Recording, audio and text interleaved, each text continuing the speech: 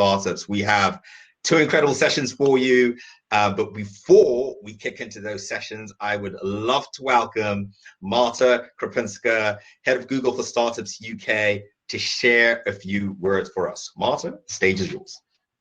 Thank you so much, Finn, and thank you, for your incredible contributions and amazing events, and for the wonderful partnership that we've got. Finn, I'm so excited for what's coming up. So I will take approximately 60 seconds. It's an absolute pleasure to be leading Google for Startups in the UK. What we do is we work with high potential founders from all walks of life, and really making sure that the impactful tech that they're building has their best chance of success. And we do that by giving access to the best that Google can offer. So what that means in practice is we're sort of the Robin Hood, shuffling resources out of Google and into the startups, because when founders succeed and when startups succeed, we all do, and our communities do, and we all can move forward as a society. I've myself been a founder for, I think, 14 years, and that essentially means that I spent my entire life with old white men, especially as I worked in fintech predominantly. And it was something quite telling that whilst we were creating excellent innovations, it feels like if we want tech to work for everybody, by everybody. So I felt really honored to be able to join Google and then use those resources of Google to really give access to resources to the most talented, groundbreaking, and sort of fresh thinking entrepreneurs, and many of them from underrepresented groups, because as we know, it's an absolute abomination that I think 0.5% of VC money goes to Black founders. 3% of VCs globally are Black, and there's just the plethora of talent that is there, and definitely the one that you'll be meeting today, that we have had the pleasure of working with, just sort of points to the fact that this is not the way it should go. So we've done a couple of really cool things that I'm really proud of, and really big props to my wonderful team who have been working on this, and our colleagues at Google. Since September, we've been working with those sort of 12 incredible startups in the Immersion Black Founders cohort, and you'll be meeting many of them shortly. But also, just a few weeks ago, we announced a $2 million non-dilutive, so equity-free fund for Black founders in Europe that we will be distributing over the next few months. And we're really hoping that with that cash that will not cost any equity, we will be able to point to even more amazing companies and encourage a movement in the industry. So if any of you watching this are working in corporates or in banks or on VCs, if you don't know what to do with your cash, you need to use your cash to follow the grants that we will be granting. And on top of that, we'll be giving these entrepreneurs ads credits and cloud credits for Google products as well. So thanks so much for this opportunity, Phil. Can't wait to hear from the founders themselves. And let's hear some great startup stories. Thank you. Superb. Marta, thank you so much. We'll move you back to our backstage. Thank you, Marta. So welcome to our first session, first of two sessions that we'll be hosting this evening for you. If you are, I guess, on the Southern Hemisphere, or is it the Northern Hemisphere? I'm never quite sure. One of the wonderful joys of being a global community is we are live streaming now across different platforms and different channels, and live streaming from all across the world, which is great, as we represent Startup Grind ourselves in over 600 chapters, 125 countries. But I believe, if I'm not mistaken, the entire panel is based in the UK, which is great. And definitely looking forward to hear their stories and journeys as incredible founders who are building incredible startups themselves. Just by way of quick introduction, my name is Finn. I lead Partner Success and Global Community for Startup Grind. We have a very esteemed panel. I don't know which way kind of to start, but I'll go down my list here because everyone is like in different places. We have Elizabeth Nyeko from Modularity, Raquel Pawson from Afrocentrics, Tomita Adesemi from Circuit Mind, Oyin Solebo from Move Me Back, and Richard Robinson from Robin AI. With that being said, panel, I would love to welcome you all to the stage, and Raquel's got a cute little guest as well. Oh, that's fantastic. Welcome. And what we'll maybe basically do is a great place to start is, and maybe Oyin will start off with your good self, is maybe you can kind of share a little bit about what Move Me Back does and what was the inspiration behind the idea? Yeah, sure. Thanks, Ben. Can you hear me? We certainly can. Awesome. So moving back, so we are an African-focused, a global but African-focused platform that enables individuals from around the world to find, discover, and also create their own opportunities. It also enables individuals to build opportunity, to build community, and to essentially contribute to writing a new story for the African continent. And what inspired my co-founder and I to start it was very much drawn out of our own experience. So about 5 years ago, we were already founders at the time, but we were operating here in the UK and wanted to move back to the continent, wanted to move back to the African continent, and we're looking for opportunities to do so.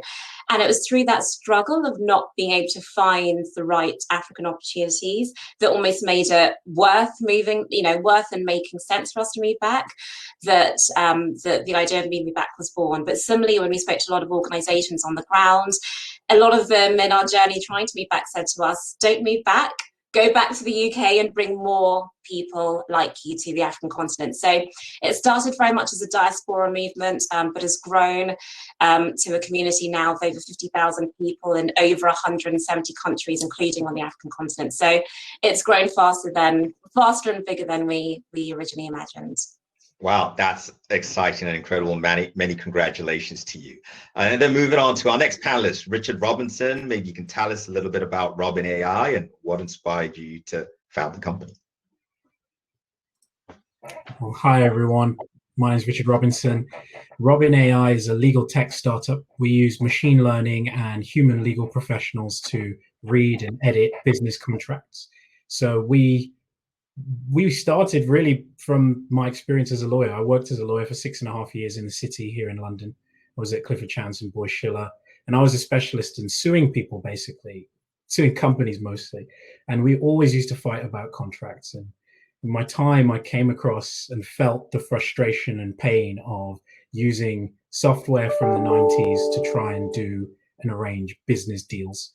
And I thought, like most founders, there must be a better way to get deals between businesses done. So we set about trying to build tools that could use new technology and machine learning to read and really understand what's in a business contract so that we could help lawyers to get the job of editing these contracts, getting deals signed, and using these deals to move the world forward much faster without the tedium that they're used to. So that's Robin AI. Congratulations to you as well. And so we'll keep kind of going in this lovely clockwise order. Raquel Corson, please share with us a little bit about the startup.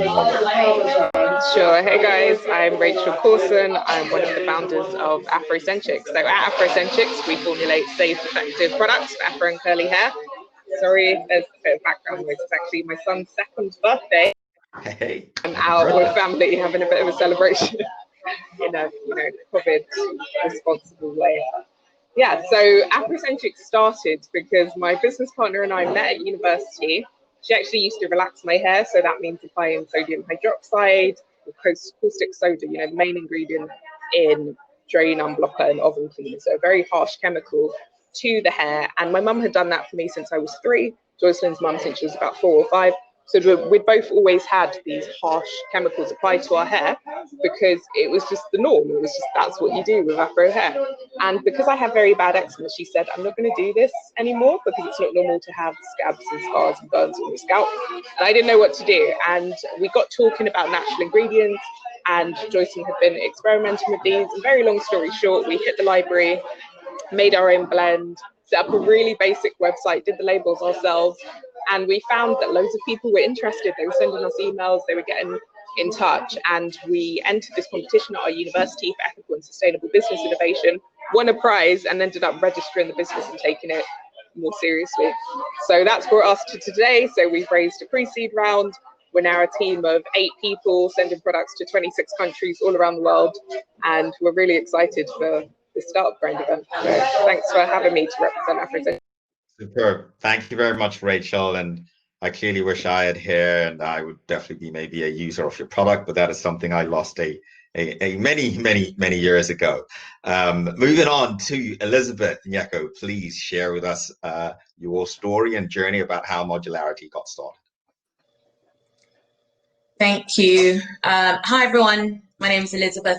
So Modularity Grid, essentially our mission is to strengthen and decarbonize energy systems. So we've taken on this massive challenge and we're looking at energy systems of all types. We're thinking, whether it's an off-grid energy system somewhere in the Isle of Mull in Scotland, or in a small village in Tanzania, or even power generation and distribution infrastructure in an aircraft. Regardless, the challenges remain the same. The need to shift to low carbon approaches to generating the energy that we need to fly our planes, to drive our cars, and to keep the lights on in our homes across the planet.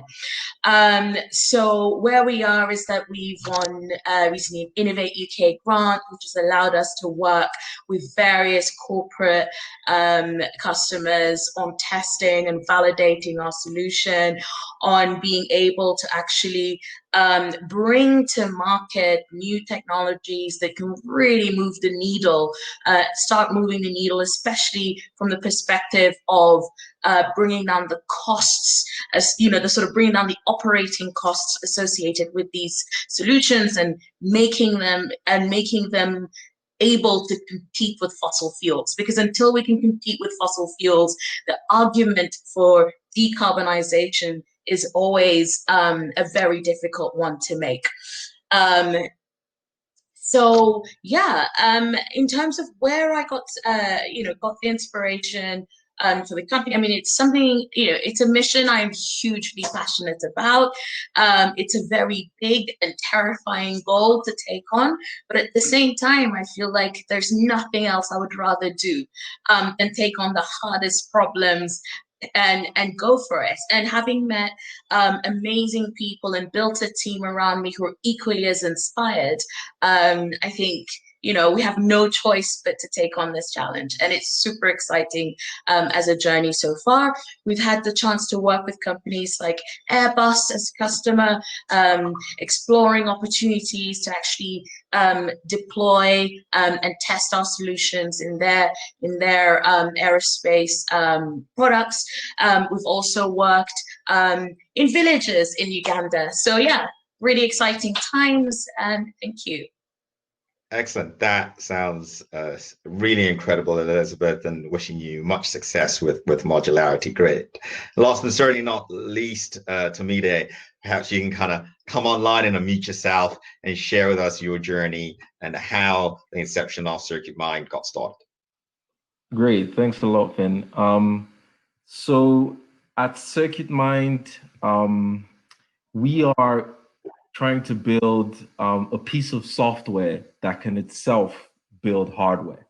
So what we fundamentally believe is that 10 years from now, intelligent computers will be the engineers or the architects of new hardware inventions.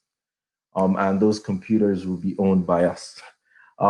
So just to paint you a picture, we want in the year 2030, a 15-year-old girl in South Sudan to be able to jump on a laptop, describe the custom computer for a spaceship that she wants to build, click a button, and have that device shipped to her the next day via Amazon Prime, right? So that's what we're trying to build. So it's kind of a moonshot. But where we've started is for companies that build anything from robots to airplanes to mobile phones to cars to augmented reality devices. We're building software where they can say what sort of electronics they want in their hardware products, click a button, and get the design, the blueprint for that electronics out in, let's say days, seconds, hours, minutes, hours, days, instead of weeks, months, and years that it takes them now, right? The way I came about this obsession of mine was when I used to work in BAE Systems, which is the largest defense company outside of the US. I used to be an electronics engineer designing high integrity, safety critical augmented reality displays for jet fighter pilots. And it's incredible how long it takes to build those things, right? You would budget, 2-3 years, and it would take you 8 years. It used to take a long time. It was not cost effective, and it wasn't fun. By the 6th year, you would be like, let's just get this thing done. And so I left BAE Systems to kind of try to help accelerate the process of building new things, new fun things. Perfect. Thank you so much, Tony, there. Now, all of you are a part of Google for Startups Immersion Black Founders Program, and no doubt are getting to learn and engage and interact with many Googlers. But on this journey of building a startup, it's never easy, and we know it's certainly a startup grind when we've engaged with our startup members across our startup programs ourselves. I'd maybe love to hear from 2 or 3 of you of some of the challenges that you have experienced building your individual startup companies and how you have overcome those. So perhaps we can maybe start with Richard and Oyin, and if there's anyone else that would like to contribute as well, that would be great. So maybe we'll go Richard and Oyin. You can maybe share some of the challenges you've experienced and how you overcome those to get to where you are today. I mean, where to start? The number of challenges that you face when you're trying to start a business are innumerable, because you're always trying to create something that didn't exist, generally speaking, in the tech space anyway. I think the biggest initial hurdle that I faced in particular was when I started the process, I'd really just had an idea about what I wanted to do, and it was just me. I was a solo founder, which is the one thing they say never to do, because you have no one to share the burden with, nobody to help to be up when you're perhaps down, and vice versa. And a lot of the time when you're starting a new business, you're going to hear no way more often than you're going to hear yes. So it can be quite lonely if you don't have a teammate. And I did that for about 6 months, but it was important to me that I didn't want to bring anyone into the team until I had real clarity on what exactly we were going to be building, and also some validation from the world that this wasn't a crazy idea of mine, that actually people might want it. So that was probably the biggest challenge I've faced since I started the business, was managing the period of time when you're an independent, you're incubating this idea before you announce it to the world. And I'd say the single biggest way I got through that was a support network of people who are not employees, but they're shareholders in spirit, is what I would say. They're friends, family, the people who are prepared to listen to what you have to say and help coach you through it, even though they're not directly in it. And that's what fundamentally helps you overcome significant challenges. Love that. I must start using that one, shareholders and spirits. I definitely absolutely love that. Or maybe you can kind of share, 1 or 2 maybe challenges that you experienced and how you essentially overcome those. Yeah, again, numerous. But for me, I think one of the biggest challenges was around mindset. So coming from, and I think a lot of people of African heritage who've kind of gone into professional services will have a similar mindset, where you're taught that you don't ship something until it's perfect. You don't hand over that essay unless you've read it, and you're going to get an A star. But that kind of mindset does not work when you're doing startups. So my co-founder and I, when we began, everything had to be perfect before we showed it to the real world, to the point where when we showed it to the real world came back and said, well, sure, it's perfect to you, but it's not necessarily what we want to use. So I think we actually learned the hard way that when you're doing startup, you have to be a lot more agile. Your customers or your users have to be part of the process from really, really early on. And help you almost build that product or that service. And the way that I think the other way that I've kind of learned and overcome that is just through seeing firsthand the value of taking your customers along the journey with you. So Move Me Back, I think, is our fourth company. And when we started Move Me Back, a lot of what we did was offline. We worked with our users to constantly get their feedback whilst we were developing products. And now those same users who we went to 4 years ago for feedback are still the same users that we go to today. They're our day oneers. They're the people that are our biggest advocates. They're the people that are recommending us the most.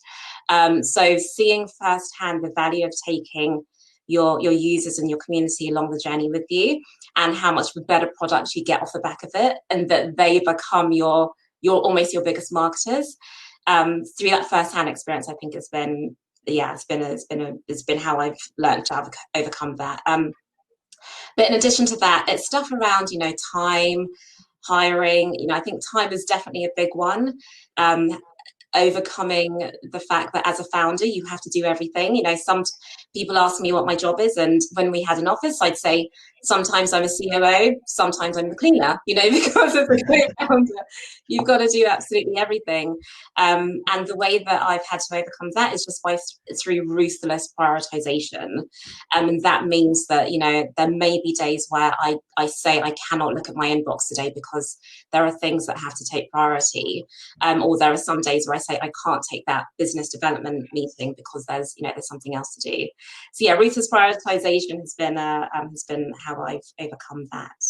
Superb. Well, that's sage advice, to take your user and your customer and your community, which is something that us as Startup Mind are very passionate about, along for the journey, is definitely important. And ruthless prioritization is definitely a good takeaway.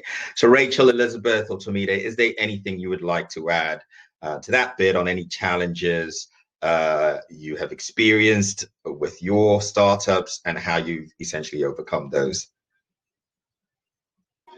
I think the most obvious challenge for us was actually raising the investment we needed to do this on a bigger scale. And for us, from the get-go, Afrocentrics was always about health and well-being. So it was looking at the fact that over 78% of products that are aimed towards Black women contain these toxic ingredients that are linked to nasty things like fibroids, cancer, respiratory issues, skin conditions like the ones I have. And we just thought it wasn't right. We need to do something. It's about giving people the option to choose products that are going to be good for their health, or at least neutral, right?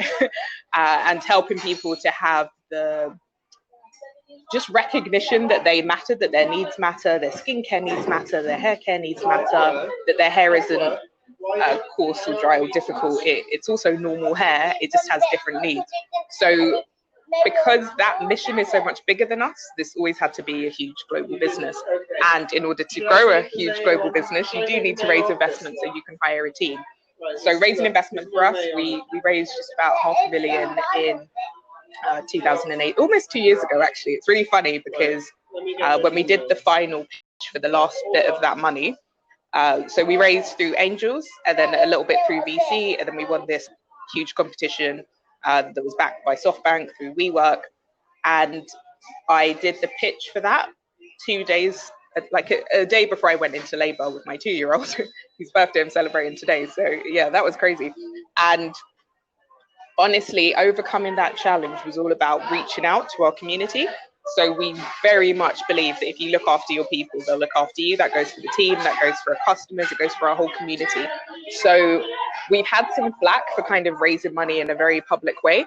But as Marta already shared, very little venture money is going to Black founders. So we were going to shout about the fact we were trying to do it, and we were prepared to have egg on our face if it didn't work out, because we were determined. We thought, you've got to be resilient in this. And I think resilience helps you to overcome the barrier. But we thought this barrier is real. So if we do manage to overcome it, we want it to be in public. We want other people to know about it, which is why I wrote a Medium article about the whole process, breaking it down. So if you're interested, you can find it on Medium. I'm Ray Corson on there. And for us, being able to raise $500,000, knowing how rare that is for Black women, and being able to give jobs, hire a team, actually to create jobs for people, it was worth all of the hassle. But it was a lot of hassle. We had to have a huge amount of meetings with angels, with VCs, some people who were time wasters, and the reasons they gave us for passing were reasons that they knew before they spoke to us, but they'd still, take the meeting, take some of our time, ask for our data room. So we actually learned to be quite strict with who we gave access to, and it's the same now. So we're raising a seed round, and not just anyone has access to our data room. If we've met you once or twice and we don't know you, we're not going to give you all this data that's taken us years to gather, because we've got more data than Mintel, right? So we've got this huge amount of data, which we're not just going to share with anyone. And yeah, just sticking to our principles. So, and yeah, I'd say the main things have been resilience, sticking to our principles, and yeah, trust in our community. Some of those angel investors were customers. There was even an investment group called Investcentrics that formed to invest in us. So if you let people know what you're doing, you may be embarrassed, but you may just win in a really big way and be able to inspire a whole group of people with you. No, that's superb advice. Thank you so much for sharing that, Rachel. And, you know, when we talk of resilience and Richard speaks about support networks, you're all a part, as you mentioned earlier on, the Google for Startups Immersion program for Black founders. We'd love to hear maybe from Elizabeth and Tamida how being a part of this, you know, cohort has benefited your startups to date and some of the interactions you've had with Google. So maybe we'll go Elizabeth and then Tamida to share your experience to date of being part of the Google for Startups Immersion program. Yeah, exactly. And that's just, you know, the perfect segue, you know, about people. I would say the big highlight of the Google for Startups programs, from, in my opinion, is kind of all the people that I got a chance to meet, the other founders, you know, because ultimately it can be a very lonely and challenging journey. And so meeting other people who are going through a similar challenge, meeting other people who are, you know, kind of setting for themselves those sorts of goals. It's really, really, it's really inspiring. It's, you know, kind of personally, just kind of having conversations with everyone, hearing what they're going to, what they're going through, here, you know, being able to put across specific things that we, you know, specific kind of speed bumps that we may have hit, and just, you know, just calling for input from others, and truly, from the cohort, everyone is very proactive in terms of actually providing feedback, providing ideas, providing suggestions on ways in which to address things. And because, you know, no two startups are the same, but when you have so many kind of founders who are all trying to do new things in the same room, you're able to kind of have this kind of powerhouse of creativity, and ways of solving problems which, you know, you actually wouldn't have access to otherwise. So from my perspective, that's been incredibly valuable. As a powerhouse of creativity. Absolutely love it. Tamida, maybe you'd like to share your experience and some of the benefits you've had from the Google Startups Immersion program. Yeah, the thing is, Elizabeth has said it so well that I don't think I can add very much. It's basically the other founders and the Googlers you meet. The other founders, again, like Elizabeth said, are helpful because you're going through, you know, I wouldn't say the same journeys, but you're going through journeys as founders and you can kind of elevate yourself. The one thing I like to say to people is that as a founder, as like an engineer, I value more kind of pattern recognition as or like logical, quantifiable evidence. But as a founder, I value more kind of anecdotal evidence.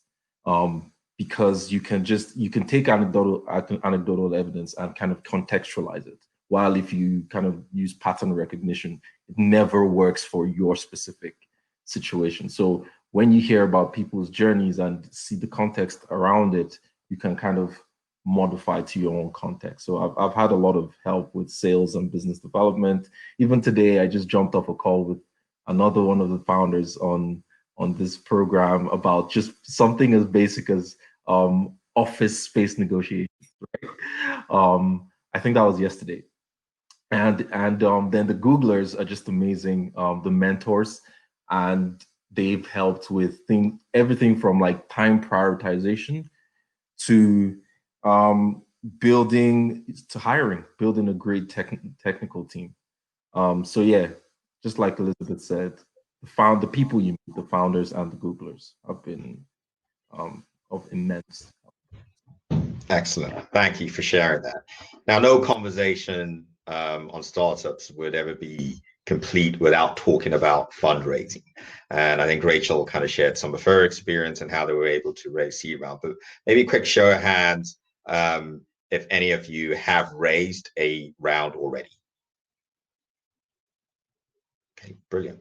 And maybe with that, would love to hear, I guess, from maybe Richard and Tamide, your experience of raising rounds. So I'd love to hear from that and what you learned from that. And then maybe we'd love to maybe then hear on the inverse side, Elizabeth, knowing whether you've kind of maybe purposely chosen not to raise fundraising, or what has been your experience in that. And so we can kind of hear it from both perspectives. So let's go, Richard and Tamide there. We're still doing okay for time. Got about 15 minutes, but we got like 2 other questions I would certainly like to ask. And then I would definitely love to open it up to the audience. If you want to use chat functionality, we'll open that shortly. Just in your attendee section, you can use the chat. Unfortunately, for those that are watching live stream, you need to be in the private event, I guess, as it were, have registered for it to allow us to be able to ask your questions. So maybe Richard and Tamide, share with us your fundraising experiences.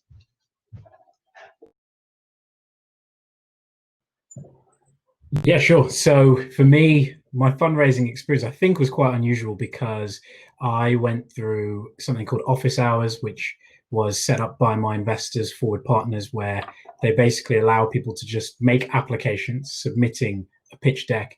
They sift through them, and once a month, they'll sit down with the best applications in their opinion, and you get 15 minutes to do a speed pitch, so to speak, on who you are, what you're trying to do, and why you deserve more of their time. And it was through that process that I was able to get investment. And again, it was at the time, it was really just me. And my experience of that was actually really positive, because as a process, it didn't require access to any networks, didn't need me to be mates with a particular investor. Instead, it was quite organized, quite objective, and I felt like I'd have a fair shake. So I came out of that feeling pretty good, and I'll be doing this fundraising process again soon enough, and that I'm sure will be completely different, because there won't be an office hours process for the next round, the seed stage. It'll be much more about getting in front of people and selling the big vision and what we've achieved so far, which we think is pretty compelling. So my experience so far has been really good, and nervous, excited about the fundraising journey ahead. That's fantastic. Thanks for sharing that. Tamide, what was your experience? Yeah, so we came out of an accelerator called Entrepreneur First. I don't know if you know this. Yeah, familiar with it.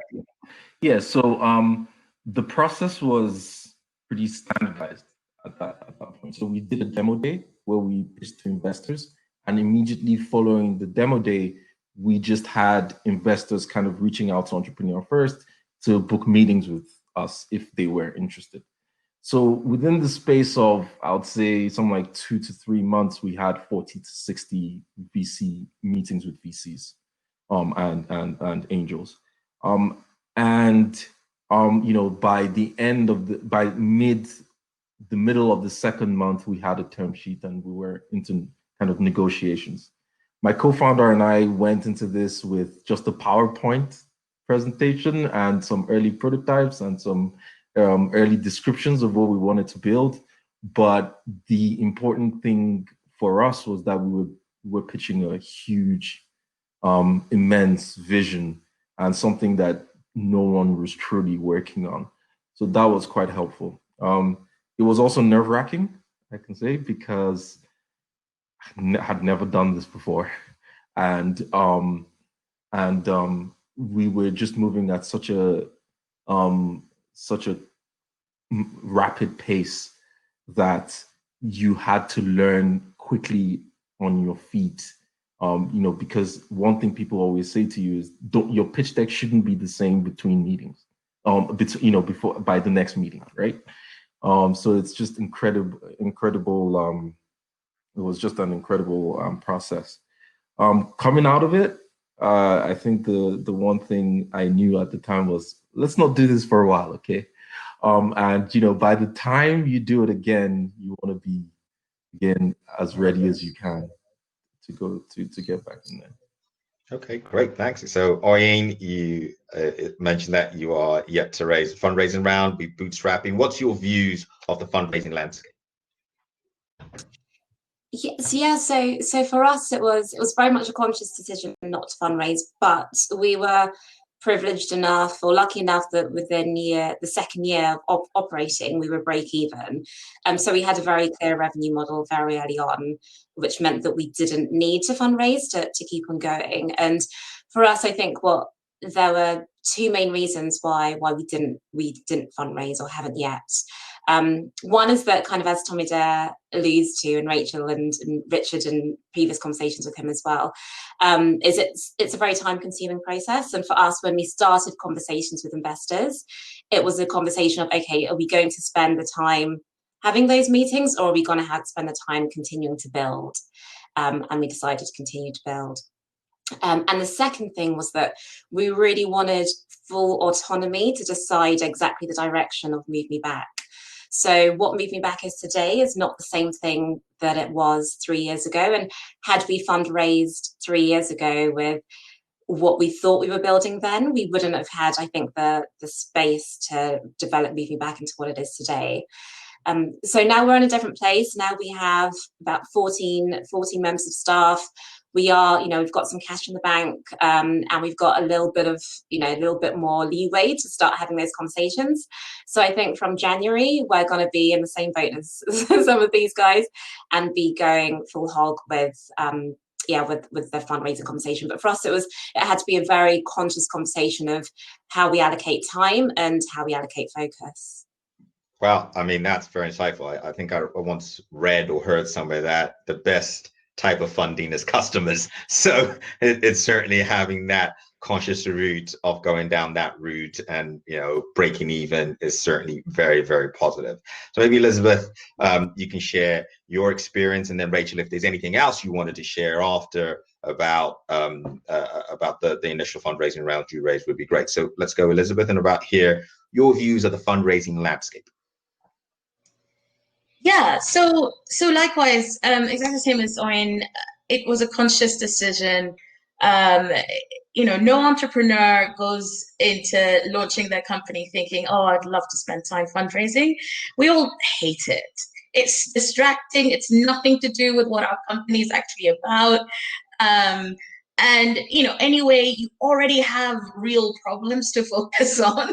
And, because fundamentally, launching a startup and running it is basically the same as jumping out of an airplane and then figuring out how to build a parachute on your way down, right? So you really want to be focused on making sure that you get that parachute built and assembled before you hit the ground. And so if you have to stop partway to kind of try and entertain investors and try and do all that sort of thing, it's huge. It's not ideal. You only do it if you absolutely have to. And so, so that's kind of one sort of what the sort of core thinking behind the decision. And then on top of that, it's sort of, with a deep tech startup, because from my perspective, we want to really take on a huge challenge. And the moment you raise equity, the moment you bring in investors, you stick a shelf life on your company. And so I didn't want to do that. And what I wanted to do was to kind of keep that vision big and keep that, really terrifyingly huge ambition in place and go for it. And so that meant going for the type of company funding that wasn't tied to short-term goals and short-term views or pure financial return. And so that meant looking at strategic investors, first of all, and strategic investors ultimately gain far more value than pure financial investors. Because that is specifically corporates. So a corporate that can benefit from a solution that brings a 10 times change in the way in which their energy system operates would benefit hugely in terms of the revenue opportunities that come from them working with you. Firstly. Secondly, they have the technical skills in-house to really be able to look at your solution, to look at your technology and say yes or no, right? And so the decision in that case is very much driven by what can you actually bring to the table? What can you actually deliver? And, you know, and so everything else, all the window dressing falls, you know, no amount of window dressing can help you in that sort of a context. I remember kind of early on in kind of meetings with various different engineers across the Airbus Defence and Space team, just be spending 2 days in a row of back-to-back meeting. By the end of some of these meetings, I came out, I could just smell the smell of burning tires coming from my head. It was just like really intense meetings. And just, you know, it's fantastic because you have those conversations, you really enjoy them, you're talking to people who know what you're doing and why you're doing it, and you get that buy-in from other people who are actually facing that problem that you're trying to help solve, who buy into that vision and who buy into wanting to collaborate with you. And so our approach from the get-go, you know, of course, it's tough to bootstrap a deep tech, but once you're able to really establish a clear strategy in terms of how you're addressing a problem, so from the point of view of the corporate, they then are your target customer ultimately. And so going back to kind of actually a comment that Oyen made earlier, where you bring your customer along with you, that very much applies in the deep tech context.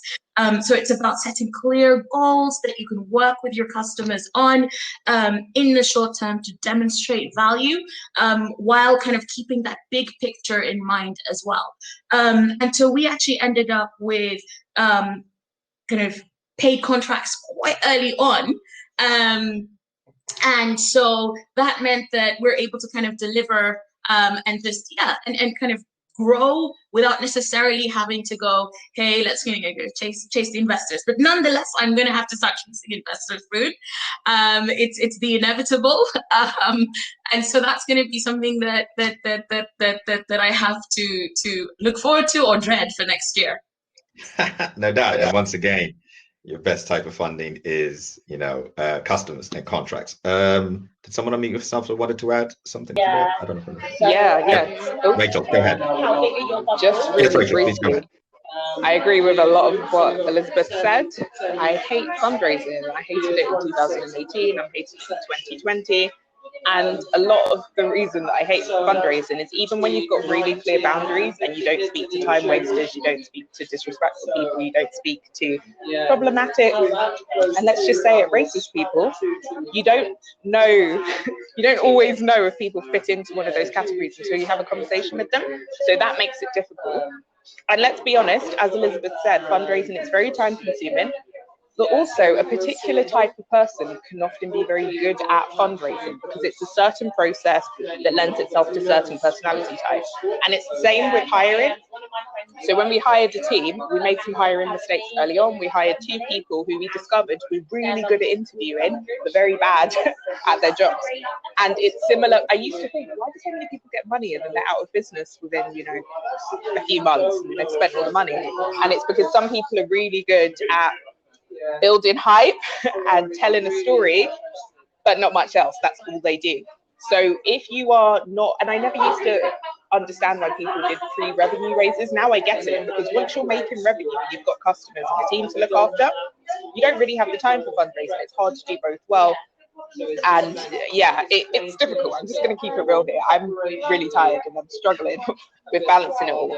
So in brief, I definitely say that if you're not the type of person who's just naturally good at fundraising, get some support, get some coaching, but don't let it take up all your time. Play to your strengths. So if you're not good at fundraising, but you're fantastic at engineering or marketing, just do loads of that stuff and just talk about what you did. Make that the focus. So we're great at marketing, we're great at community. So we just talk a lot about that. I'm a massive introvert. I don't like having lots of conversations and building hype when I'm not excited about something, but I can get very excited when I talk about my community. So that's what I lead with. And I'd say if you're about to fundraise, you're in the middle of fundraising and you're not one of those naturally good at fundraising people, find your skill, find your niche and shine all the focus on that. Brilliant. Thank you so much for that. So last question from me, and no doubt you have all been on incredible journeys to date. You are no doubt going to go and achieve some incredible things with your respective ventures.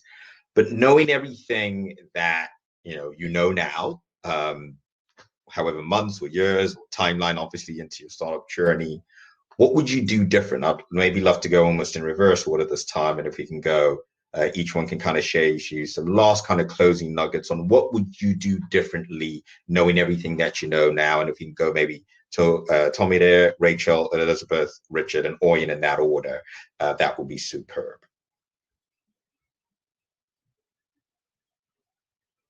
That's a very difficult question for me because I think everything we've gone through till date, we've had to go through for us to kind of know where we stand and know what we need to do. So I get reminded of like a quote. I think it was Charlie Songers that said it. He basically said, "It's not that good soldiers become veterans. It's more that lucky soldiers become veterans, and all veterans are good soldiers." So the idea here was last as long as you can, right? Just last. Even if you make mistakes, we'll make more. I don't think the things that I've learned now would massively change what I've done already. But if what I think is from the journey and seeing other companies that have lasted so far is that if you can find a way to survive, you would have learned so much by that point that you just be more capable, incredibly more capable to actually make the company survive longer than that, right? So I don't know if that's helpful, but yeah, ideally, I'll just keep surviving is what I say. Keep surviving, keep on keeping on. Thank you, Rachel. Go ahead. So my advice would be, it's a little bit strange, but protect your sleep. Give yourself an 8-hour sleep window, and whatever you do, make sure people don't mess with that sleep, because they will try to. So I'm not talking about once in a while doing an all-nighter. You might have to do that, but in general, as much as you can, protect your sleep. If I knew now if I knew then what I knew now, I probably wouldn't have started a business. But I'm glad that I did, because we've helped so many people. And I think the biggest mistake I've made is letting stuff disrupt my sleep or sacrificing my sleep because of stuff that seems really important when you're tired, and then you wake up and you're like, wait, why did I do that? So I'd say have clear boundaries. Start with your sleep, but put boundaries around stuff like anything that's important to you, your family time, just the kind of people you want to speak to, the kind of way you want to be spoken to. And it all comes with sleep. Because if you're sleeping, I see so much advice about, rise and grind, get up at 5 a.m., sleep at midnight. And it's madness because you'll burn out. There's so much research out there that shows how important sleep is. So this is Auntie Rachel telling you, get an 8-hour sleep window. Auntie Rachel. Elizabeth.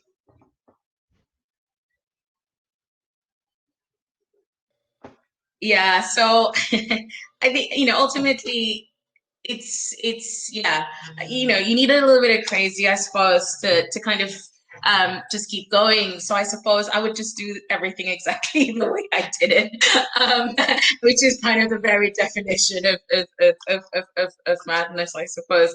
But it's ultimately something. It's very difficult to predict what the trajectory of your startup is going to be, and the only thing that you can really do is focus on what matters to you the most, and really kind of focus on your North Star and make sure that that you just keep putting one foot in front of the other, and you'll find at one point that you are able to actually start seeing results and just keep going forward, really. Yeah, I wouldn't change a thing. That's great. Very, very solid insights. You wouldn't change a thing, I guess, as they say, but ultimately it is where you are and there have been lessons learned along the way. Yeah. So very, very insightful. Richard. Yeah, I think for me, it's to, if I had my time again, I would definitely seek out as much advice as you can, especially for people who are new to technology. I think there's an ecosystem, there are business models, there are so much content out there that actually is really, really good, that is completely free, that can really help you think through your target markets, funnels, and how you're going to distribute your product, how you can run an engineering team, how you can find co-founders. Pretty much everything that you could be concerned about has someone with tremendous experience who has written about it. And similarly, pretty much all the great companies of the last 30 years who have gone public have published these documents, S1s, quite big, quite boring to most people, but they basically lay out the blueprint for how those companies became successful. And you will find so much information in those documents. And I always think go where most people are too bored to read, because that's often where you find the most valuable secrets. And that those documents are full of it. So if I had my time again, I think I would do way more research, seek out far more advice, and develop an even more comprehensive plan for how you're going to get to where you want to get to, because I think you can see around corners if you do the preparatory work and look at the map in advance, basically. Great advice from a lawyer who loves reading. So very, very sage. Thank you. Hoya. Yeah, my advice and key learning very much aligns to what Richard said. So I would focus on trying to find people that were better than me in whatever sphere I'm going into. So when it came to hiring, so we've made bad hiring decisions in the past, and I think what it's really stemmed down to is one has been, just values and principles alignment, but the other has been, is this person genuinely better at us as co-founders for what we're bringing them on board to do? Similarly, I would spend a lot more time finding experts in certain spheres who can educate us on the things that we know that we needed to know more about, but also the things that we just didn't realize we needed to know more about. I think one of the challenges is when you're a co-founder is that you don't have someone more senior than you. When you're in the professional world, there's always someone more senior than you to tell you this is right, this is wrong, do it this way, this is a better way. But when you're a co-founder, there's no one there. So you have to deliberately be actively looking for people who know more than you, be it the people you're hiring, be experts, advisors, whatever it is. So yeah, that's what I would do. And that is something that I'm actively trying to do with all of the conversations that I'm having. And that's why it's awesome to be in a room like this with all of my fellow youth startup founders, because they're all excellent and they're all better than me in a sphere that I wouldn't have even thought of had I not met them. So yeah, that's fantastic. Oh, superb. And look, we are certainly out of time, but I wanted to thank you all for joining us on this panel as we celebrate Black Leaders Month. I certainly view you as incredible founders that are sharing their journey and, quite honestly, being role models for other individuals that look like us and maybe think that, hey, maybe I can't start a company, but for you to be kind of out there and, laying the path for many other founders out there to go out there and build their businesses across the spectrum is certainly inspiring, not only to me, but certainly our audience today. Thank you so much. We wish you every success in everything that you are certainly doing. If there's any way that Startup Grind can help you out, we would absolutely love to do so. One last tradition we do with all our speakers, we do ask them to say if there's any ask that you may have to kind of shout out to our audience and say this is a live stream that is going out to our attendees that are on the call right now, but also across Startup Grind's social media. So if you do have an ask to our global audience, what would that be? So if we can this time go in this order, if that's okay, just very quick asks. Let's go Elizabeth, Rachel, Oyen, Richard, and then Tomita. So Elizabeth, any asks from our global community? Thank you. Yeah, we're hiring, please. So if you know any software, any full stack developers, any, like this, seriously, just check out our website. reach out to me on LinkedIn. There are 3 roles that we are really keen to fill this quarter. And so, yeah, we'd love to hear from you, and we'd love to have you join our journey. In brief, so we're hiring as well. We're hiring a growth hacker, stroke front-end developer, but you'll mainly be doing growth hacking. So if that's you or anyone you know and you want to work for us, then please go to afrocentrics.com. We haven't put the ad up yet, but you can email me personally, rachel@afrocentrics.com. I'll be leading the recruitment. So please get in touch if you're a growth hacker or you know one. The second thing is please tell every person you know with afro and curly hair to buy Afrocentrics products, again, from afrocentrics.com, because the best way to grow a company and hire people is by selling your products, right? And our products are fantastic. And the third thing is we are seeking to close our investment round, our seed round, by the end of November. So if you're an investor and you want to be involved in a fast-paced, fast-growing business with the best possible products in the category, in the interesting D2C space, and you are keen to be involved in a multi-billion-dollar industry, again, please get in touch, rachel@afrocentrics.com. Thanks, guys. This is awesome. Mine is a hiring ones as well. So we are hiring for a CTO, hiring for machine learning engineers, looking for brand strategists and brand creatives, anyone that loves community building as well. So if you or anyone you know is in those spheres, please do get in touch. So I'm Oyin, that's OYIN, at movemeback.com.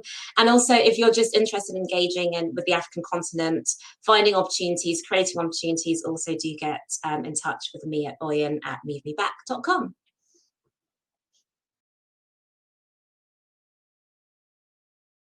Next, we're going to be fundraising. So if you're an investor or you know investors who might be interested in legal tech and machine learning businesses, then please do send them our way. Check out our website, robinai.co.uk.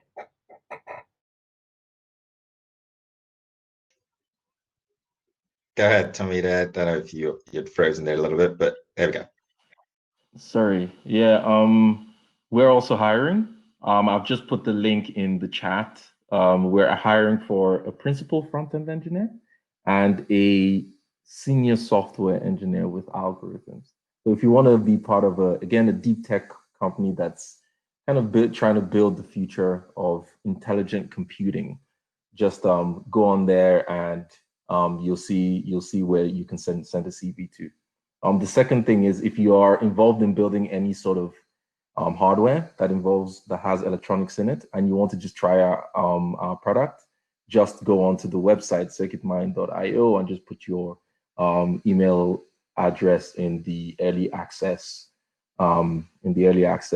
bar, and I'll do a personal demo for you.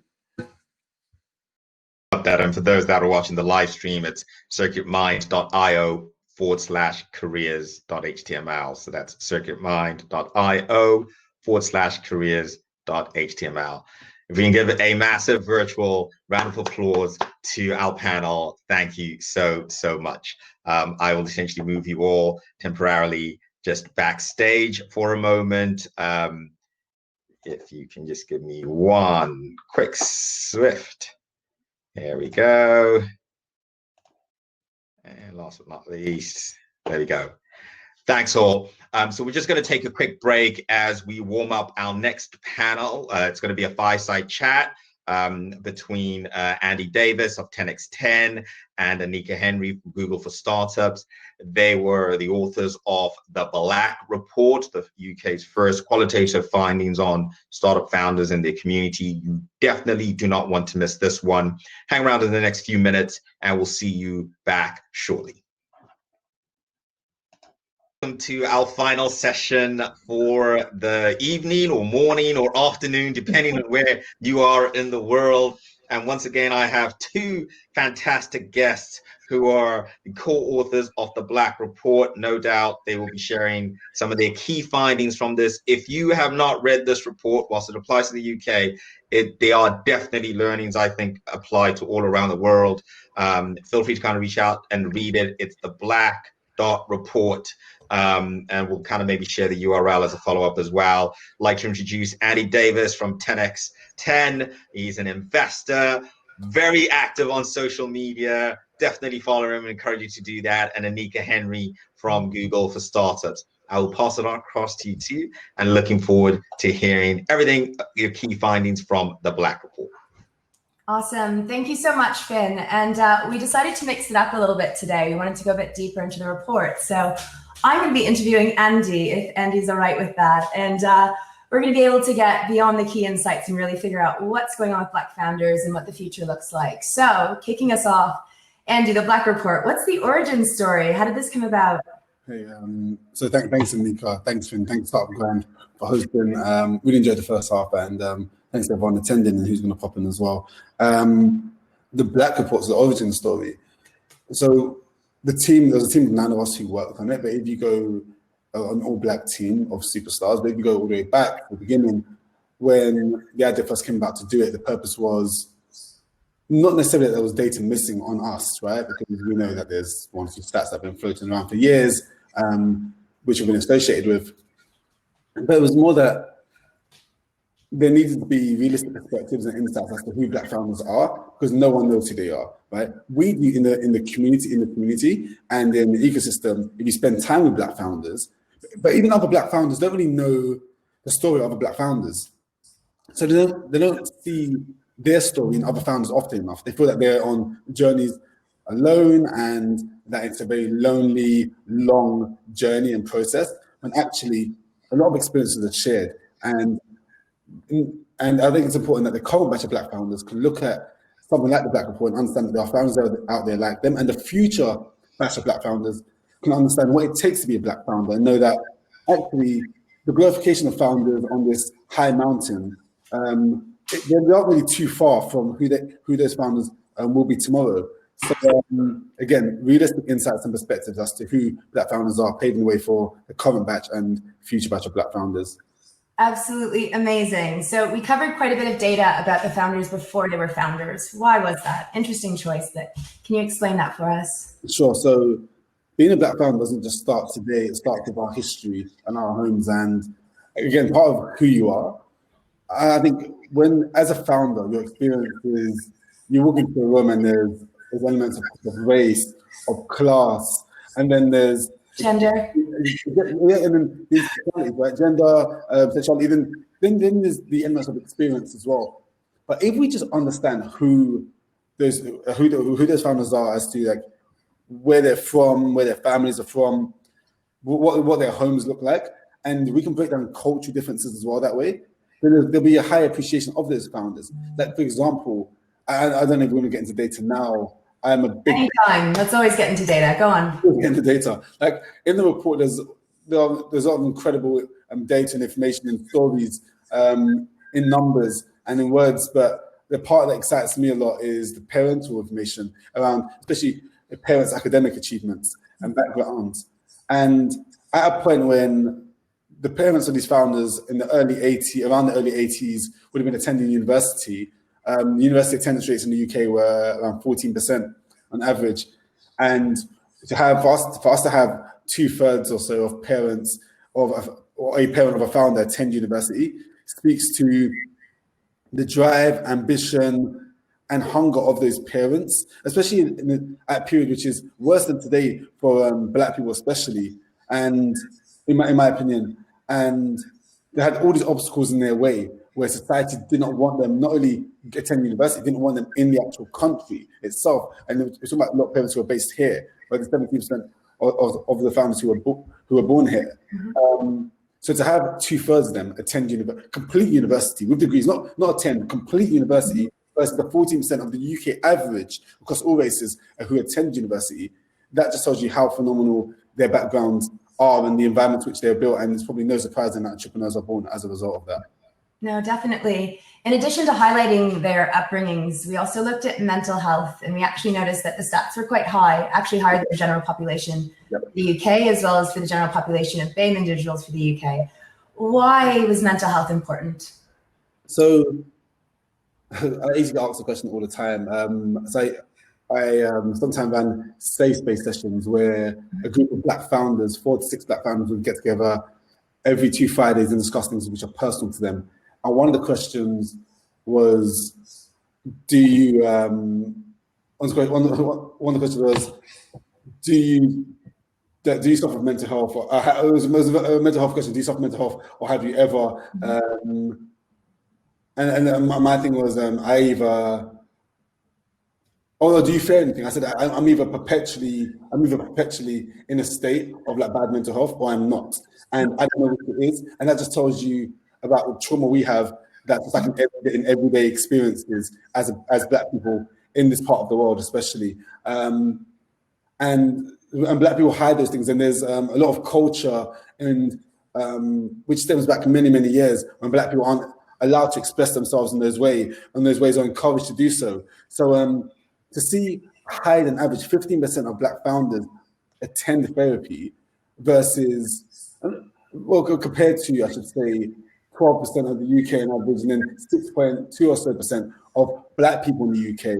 Because founders know that not only does the health of their business have to be in good shape, but their health as founders and human beings and the operators, they have to be in the best shape themselves as well. That's why we've got exceptional results there, which we hope will increase. There is no, and in my opinion, there is no probably right or wrong answer. It hasn't got to be 100%. It's got to be who it's right for, because everyone's path is different. Every human is designed and built and encouraged to be different at different points. So we're happy that the number is at 15%, and that it's reflecting of Black founders doing more, take care of themselves in environments, societies which aren't best designed for them. And then again, maybe that's part of the burden or part of the initiative that Black founders always go and take to go and progress themselves and their communities. Awesome.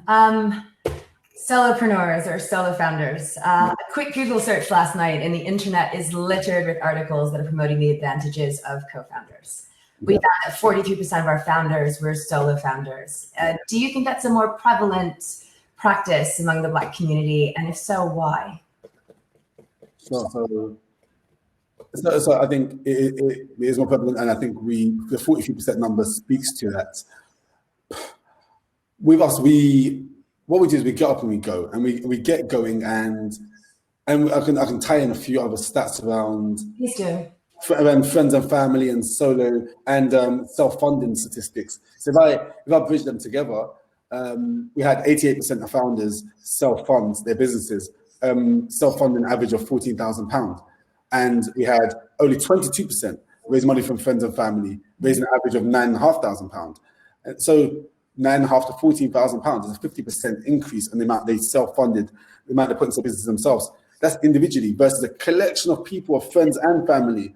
And that somewhat tells you how much they have to do, Black founders have to do themselves, how much more they have to commit than they have just available to them as other founders do. And then I think that ties in to solopreneurs a bit as well, because then you look at, again, the amount they have to do themselves. So when they have ideas or when they see problems, they go to just get started and go to solve the problem themselves. Because I guess, and it doesn't apply to all Black people, but a lot of us are so used to not having anything handed to us or having anything provided for us, or we go to not expect anything too much from the world, that we just go to do things ourselves and make our own paths and journeys. So it is unsurprising to me that we have a 43% rate of solo founders. And a follow-up question, do you have any pointers for any solo founders on the call besides to find a co-founder?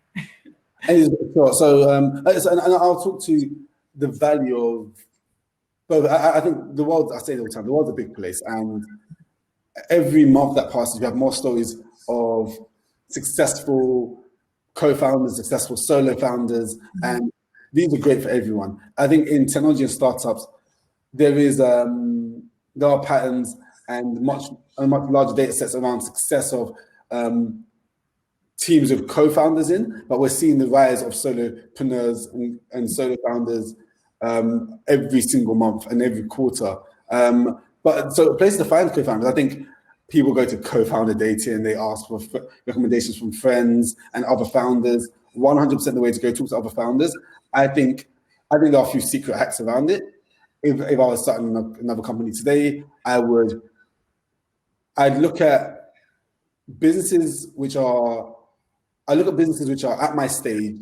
I look at businesses which are at my stage, and I'll talk to those founders about So at my stage and building something similar to me. And it hasn't got to be in the same industry or solve the same problem. If you're building a solution in the product or service which is similar in how it's delivered, now talk to them about how we can come together and just build one thing to go really fast and do really well and solve a big problem.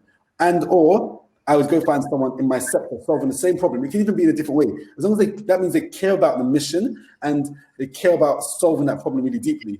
So I then talk to them and say, hey, we might as well go together and not waste resources and just be better and be able to commit more and solve this problem in a smarter way as a collective. And I think there's like two find a co-founder hack, and I've done them both in the past accidentally, but I've been very happy with people and the results. So. And if I'm not looking for a co-founder and I want to go it alone, any advice?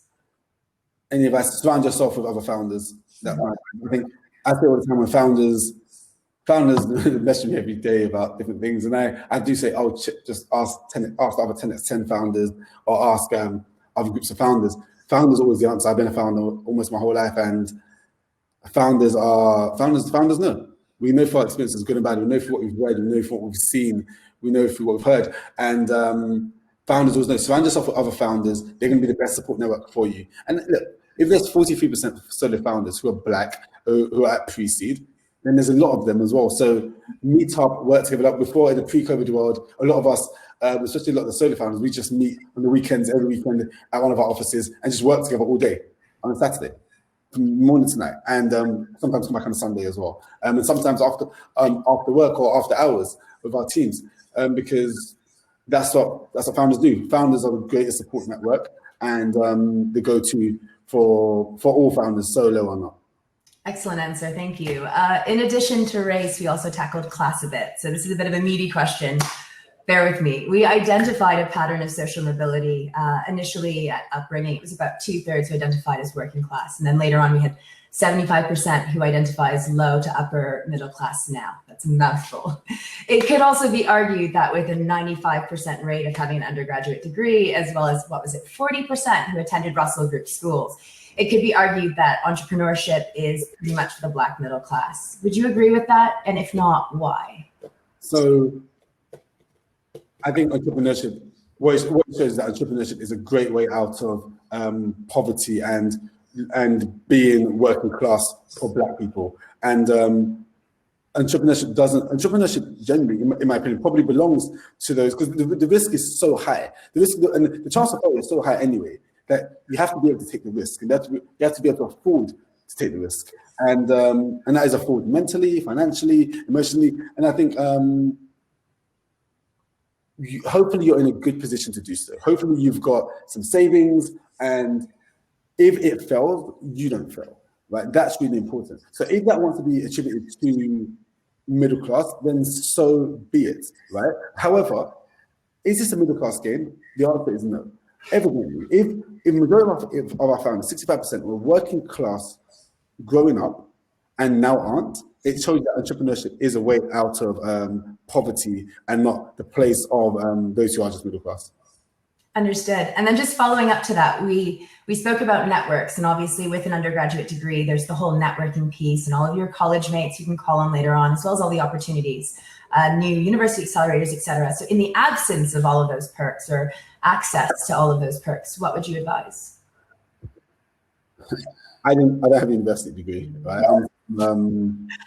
I'm from Barking, which people joke about and all these things, and argue not one of the. My friends send me stats and infographics and stuff all the time, and Barking being one of the worst areas around London for various different things, and that's fine, right? Like then I'm an example of that, and I haven't gone anywhere yet. I haven't done anything yet, in my opinion. But I'm an example that you don't need a university degree. You don't need to go. You don't need those networks that people do build there. Networks that a lot of universities claim to have or suggest they do have. You can make your own way, make your own path. You just have to be hungry. You just have to want it, right? There isn't a room that you can't get into. There isn't a place you can't go to.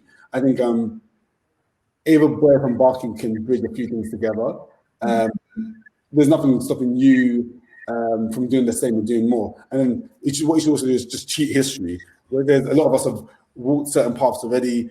just learn from us, listen, understand the mistakes we made, and progress that way. I think there's no reason that mistakes that we made many years ago, yesterday, you should also make. And we're here and more accessible now to you to be able to support you on those journeys as well. Awesome. So our final section of the report, we tackle funding. And as you mentioned before, there are a couple of stats that float around about challenges that Black founders have when accessing funding.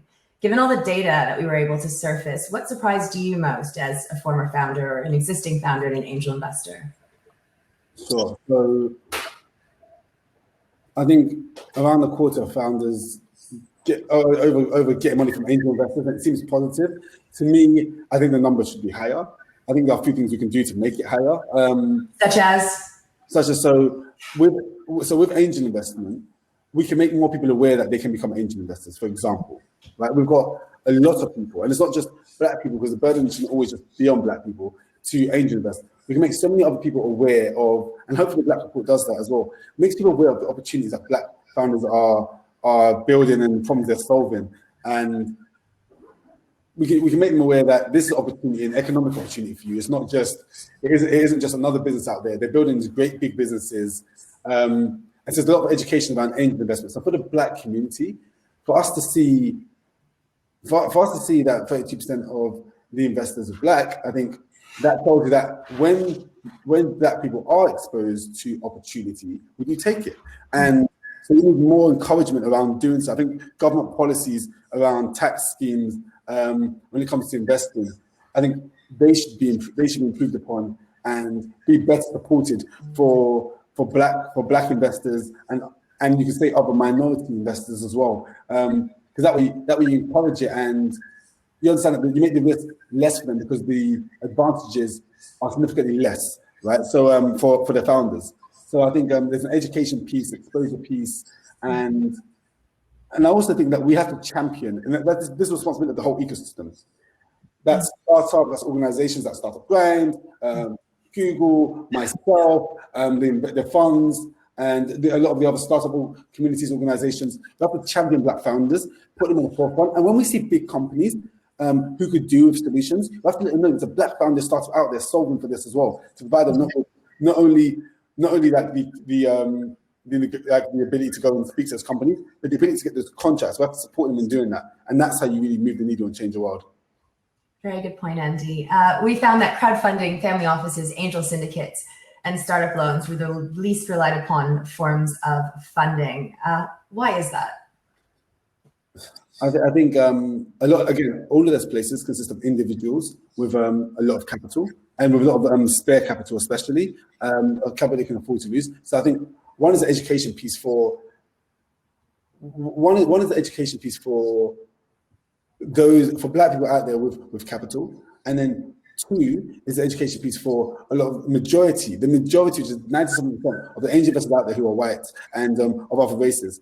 But that's what hopefully the Black Report does. It creates that bridge where you can somewhat better understand who these founders are, where they're from, what type of businesses they're building, the paths they're taking, how much they achieve, and how much they obtain with so little, right, compared to other founders. But then that way you better understand opportunity when it's in front of you. And instead of you questioning the progress of a Black founder over X period of time or compared to a counterpart, you have to understand with the obstacles they've had in front of them, this is what they've achieved. Imagine if we remove that and we level the playing field. And I guess in my opinion, we see it in various places in other industries where the playing field is leveled and Black people go and dominate. And you have to look at that in business as well. That's what's next. So if you want to win, you open yourself up to those opportunities. And then right now, historically, we haven't had people at angel syndicates, banks, on crowdfunding platforms. We haven't had them exposed to the education and as to who these founders are. And hopefully the Black Report solves that problem and fills that hole for them, enabling that number to change and grow year on year. Definitely. And coming back to those four sources of funding, so crowdfunding, angel syndicates, startup loans, and forgive me, family offices, do you see any trends in the future whereby they'll be more relied upon by Black founders going forward, especially post-pandemic? Sure. So in the immediate future, I think what we've seen during this pandemic is and for other things happening in the world, is the Black community supporting Black business in a stronger way than we've done previously. And that means not only just buying from Black stores and Black products and services, but also investing in Black businesses through crowdfunding campaigns. We've had some successful campaigns, and BYP smashed it, hit over £1 million. And I think that's a fine example of Black, and I remember speaking to Kika, the founder, it's just an example of us wanting to provide opportunities for other Black people to become investors. We see something with the 10x 10 fund, which we're raising, and to have 300 Black people and on 50 or so other people come in and want to invest within 24 hours, X amount. I think we see that Black people now want to diversify and support other Black businesses in bigger ways. So do I see that crowdfunding? I think crowdfunding will increase on both fronts. On the investment side of things, because more Black people are going to be doing it to invest in Black businesses, and on the startup and business side of things, because more of them are going to be going there to get the funding, because the education is going to be there. And in the long run, family offices, of course, as more of us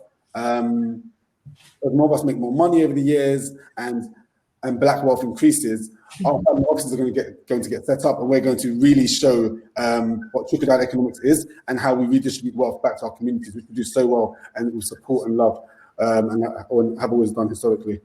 Exciting. And I want to follow up on that point, because the UK ecosystem is maturing, and hopefully as people, specifically Black investors, progress in their career, we're going to see more senior investors as well as even Black GPs in the ecosystem. Besides an increase in investors, what else do we need to increase access to capital for Black founders? Maybe there's two answers. The one answer there should be is just money, right? It's everyone should, and it's not easier said than done. Everyone should just invest money into these founders. I say all the time, if you wanted to invest in Black founders, you invest in Black founders. And it's great. I think we've seen a lot of the venture funds and angel investors reach out to people like myself to invest in Black founders and support them and ask, who can we invest in, who can we support? We need to get tickets into them. And I think in the next 2 quarters, we're going to see some deals getting done. I think there's still a bit of hesitation in certain places, and the support hasn't come to light as of yet. But the funds, and there's several funds I'm involved in and not involved in, have been great in that sense. I think if I look around at the funds, I think the funds have a few things to do. They have to admit where they're wrong, and they have to face their fears. And I say all the time, when they set these goals, so an example would be Atomico and Local Globe. Right? Atomico I'm involved with, Local Globe, friends of, but then when they set their goals, they put numbers against it. It's easy. You've got goals with all these other things, right? You've got goals with every other element of your fund and your business. When it comes to diversity, we need to increase diversity, increase our support of Black founders, quantify it. That's all as well. Don't fear the number. If you shoot high, and if you miss and you land somewhere, you probably land a good spot because you're shooting high. So it's not about starting history's been too long and bad for us to start small at this point. You have to go big. You have to really commit to it. And I thought we'll see that in the next few quarters. For Black founders, the answer and solutions are just we have to keep doing the work. We have to understand the game we're in, understand the field. We have to be building our networks in a stronger, faster way and maximize. I say all the time, right? It's almost like during Black Lives Matter, there was a lot of guilt out there, and it was first as like white guilt as well. I said that go and maximize and monetize that guilt because and then what that guilt is leading to is compassion, support, and an awakening. And I think we've seen great organizations come up and finally support Black founders as they should have been doing the whole time, but they're doing it and they're doing better, and they're doing it today. And Black founders have to make sure they're ready and maximize those opportunities. Amazing. So in addition to the Black Report, you spend pretty much every waking minute supporting Black founders.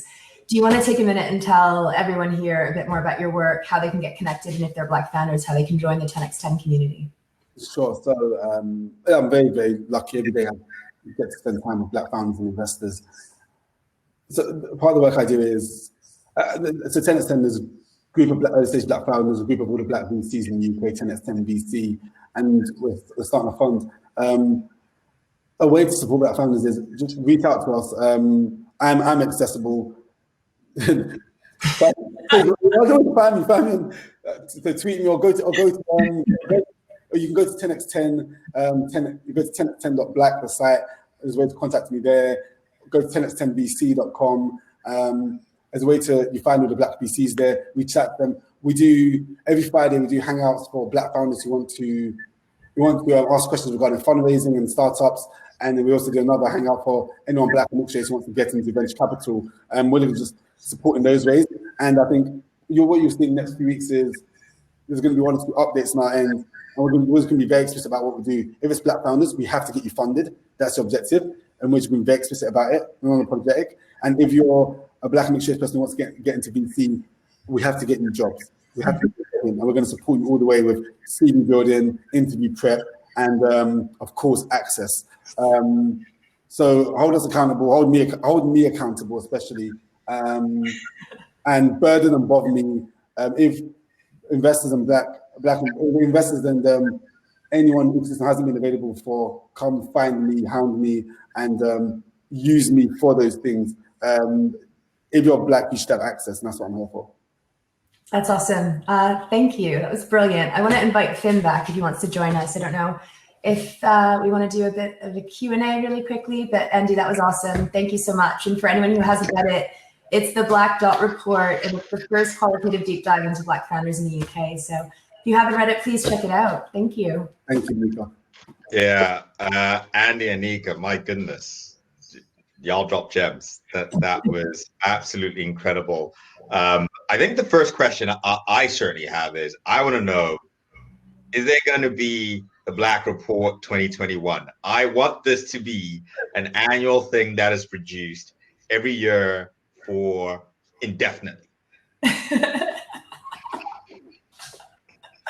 Go on. The answer is yes, and you said indefinite 100%. I think everything we do, if it's from the founder hangouts to anything, anywhere you see Anika or myself, this is forever, and there's no reason why not. So it'll be bigger and respectfully better next year for everyone, and it's never going to stop. So if anyone wants to help in any way, please just reach out.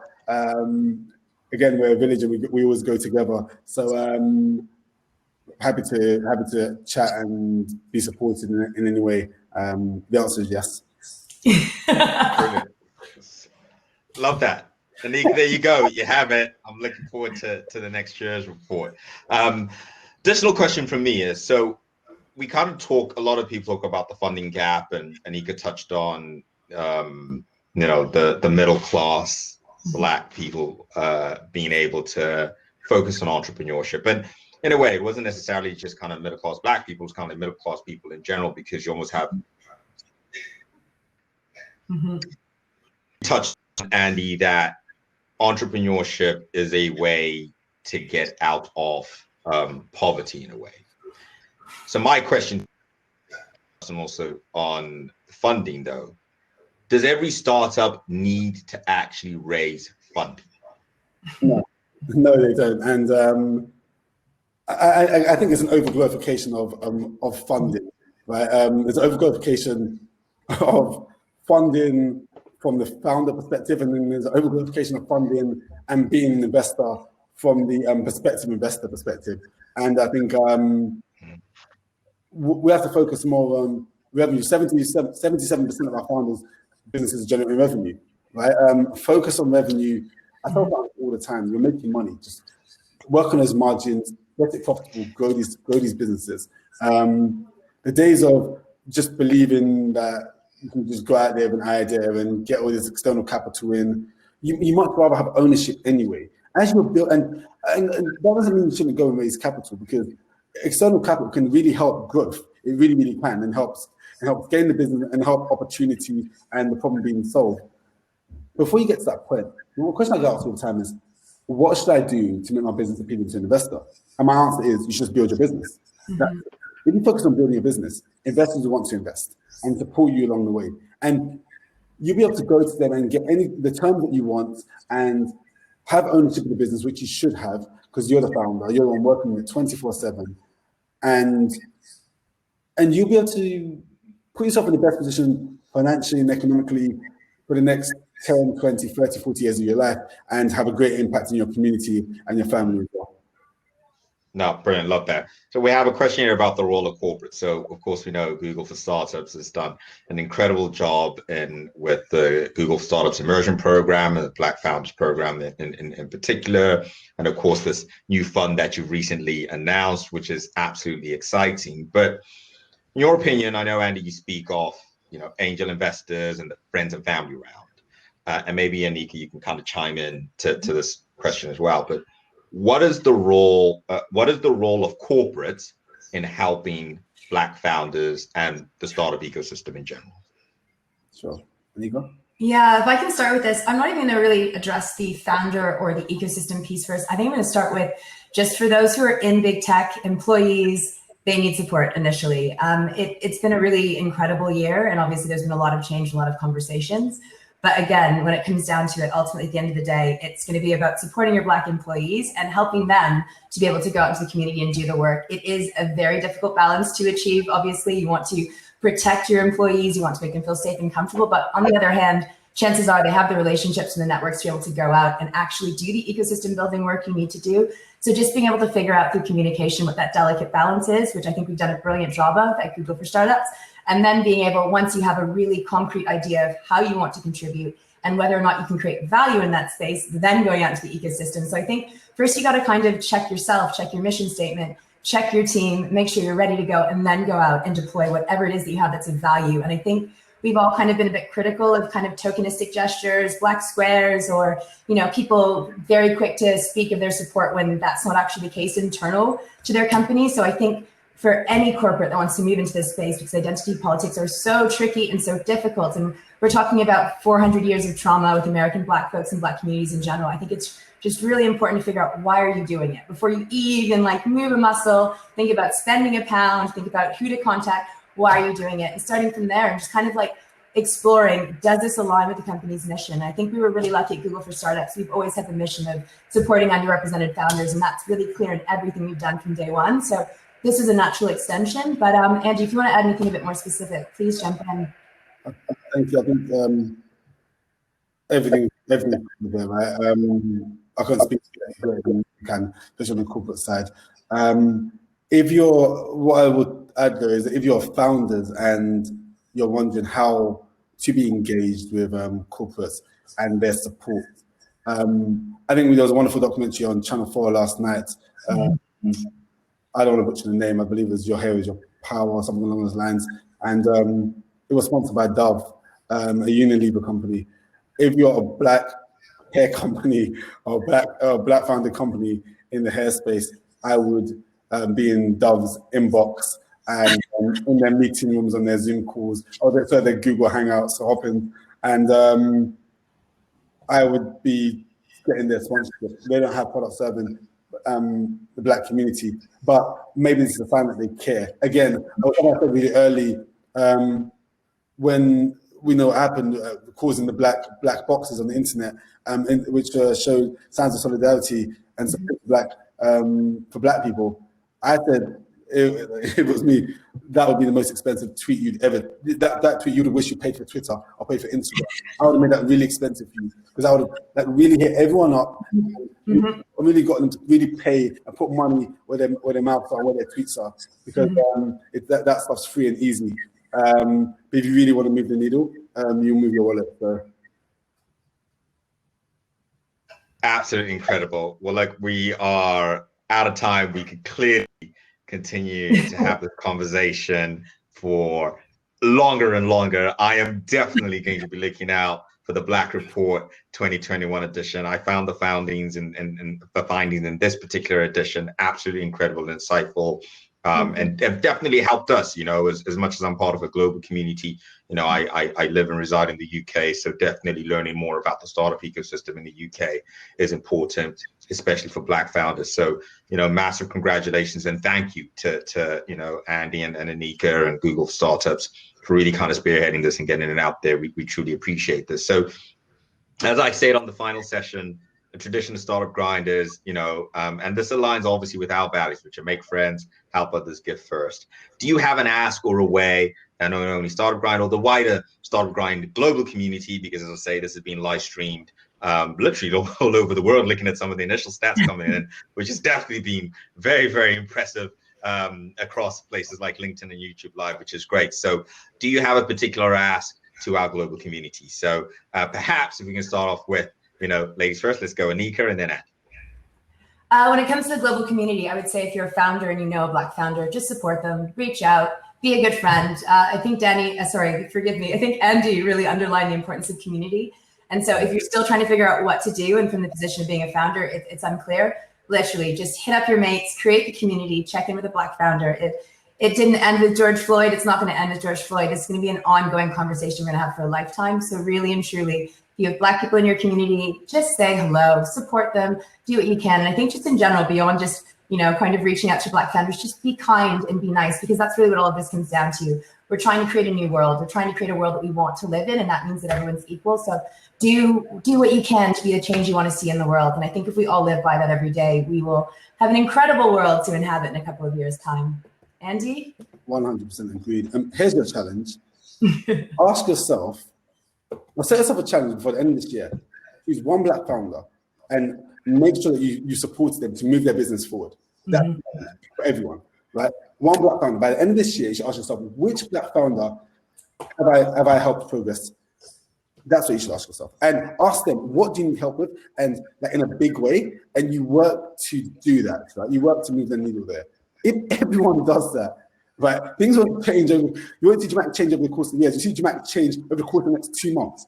So I think that's my challenge to everyone. That's my challenge to myself every single day. So don't worry about you doing it alone. I will be in the accountability group if you want, and I'm going to work harder than anybody on it. So that should be all of our challenge.